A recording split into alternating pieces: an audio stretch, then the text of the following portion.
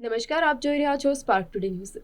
વડોદરાના માંજલપુર સ્થિત આત્મીય ધામ ખાતે ડોક્ટર હેડગેવાર જન્મ શતાબ્દી સેવા સમિતિ વડોદરા વિભાગ દ્વારા નારાયણી સંગમ મહિલા સંમેલનનું આયોજન કરવામાં આવ્યું, જેનો પ્રારંભ વડોદરાના રાજમાતા અને એમએસ યુનિવર્સિટીના કુલાધિપતિ શુભાંગી દેવી ગાયકવાડ, આર્ટ્સ ફેકલ્ટીના ડીન પ્રોફેસર આદ્યા સક્સેના, સંમેલન સંયોજક ડોક્ટર ડીલાબેન ડોંગરે સહિત રાષ્ટ્રીય અધ્યક્ષ સેલજાતાઈ અંધારીના હસ્તે દીપ પ્રગટાવી કરવામાં આવ્યો હતો। વડોદરા ખાતે યોજાયેલ નારાયણી સંગમ મહિલા સંમેલનમાં વડોદરા શહેર, ગ્રામ્ય જિલ્લા, ભરૂચ, છોટાઉદેપુર, નર્મદાની યુવતીઓ અને મહિલાઓ ઉપસ્થિત રહી હતી। સંમેલનનો ઉદ્દેશ સ્ત્રી શક્તિ જાગૃત થાય અને રાષ્ટ્ર નિર્માણ અને વિકાસમાં મહિલાઓ સહભાગી બને તે દિશામાં માર્ગદર્શન આપવાનો છે। રાષ્ટ્રીય અધ્યક્ષ શૈલજા અંધારે સહિત અખિલ ભારતીય રાષ્ટ્ર સેવિકા સમિતિના સદસ્ય અદિતિ કઠિયારે દ્વારા ઉપસ્થિત મહિલાઓને પ્રેરક ઉદ્બોધન કરી અને ભારતને પુનઃ વિશ્વ ગુરુ પદે પહોંચાડવા નારીના યોગદાન વિશે જાણકારી આપી હતી।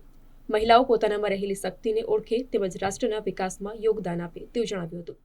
નારીઓને સંમેલનમાં હું હાજરી આપી હતી અને બધા નારીઓને તો જાણું જ છું, પણ નારી સશક્તિકરણનું જે આદેશ આપવાનું હતું એના થોડું શબ્દ કહ્યું હતું એમને।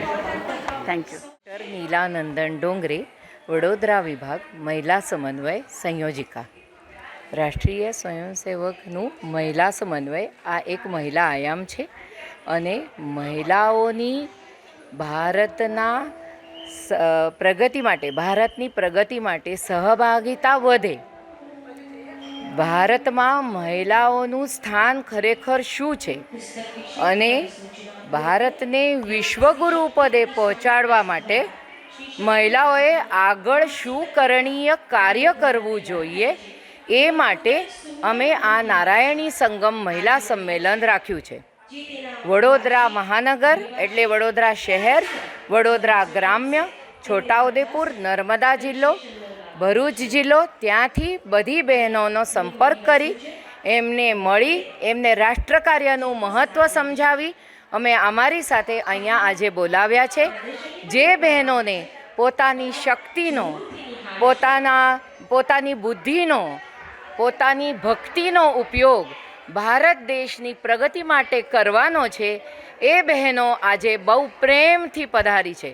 મેરેથોનનું થોડું રોડ બ્લોકેજનો પ્રોબ્લેમ હતો, પણ છતાંય બહેનો ખૂબ સરસ રીતે અહીંયા પહોંચી ગઈ છે અને અમને સીપી સાહેબને બધાએ ખૂબ સરકારે સહયોગ આપ્યો છે, અધિકારીઓએ, અને અમે અહીંયા પહોંચી ગઈ છે બહેનો અને ખૂબ સુંદર એવું સંમેલન હવે થવા જઈ રહ્યું છે।